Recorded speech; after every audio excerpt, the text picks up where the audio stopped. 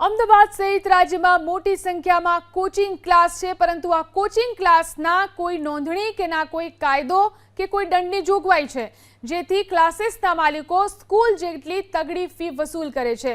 રાજસ્થાનમાં હાલમાં જ ક્લાસીસ ઉપર નિયંત્રણ માટે બિલ આપવામાં આવ્યું।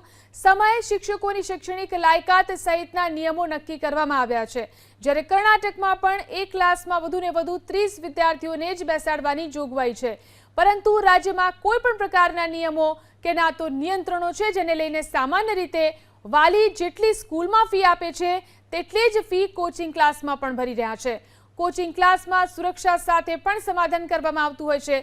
સંખ્યાબંધ ક્લાસીસ તો કમર્શિયલ કોમ્પ્લેક્સમાં ચલાવાય છે।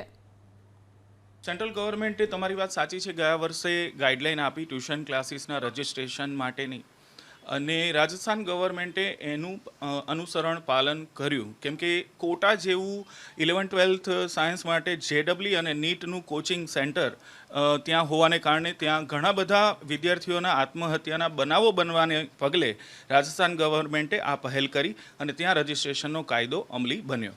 પરંતુ બાકીના બધા રાજ્યોમાં હજી આ વિશે સુસુપ્ત સરકારો લાગી રહી છે, અને અમદાવાદ એજ્યુકેશન ગ્રુપ તરફથી અમે એ પ્રયત્ન કર્યો હતો કે રજિસ્ટ્રેશન હોવું જોઈએ, અને એક વિદ્યાર્થીનું પણ જો ટ્યુશન કોઈએ કરવું હોય તો એને પણ નોંધણી કરાવવી જરૂરી છે। તો આ કાયદો હોવો જ જોઈએ અને એ લાવવો જ જોઈએ।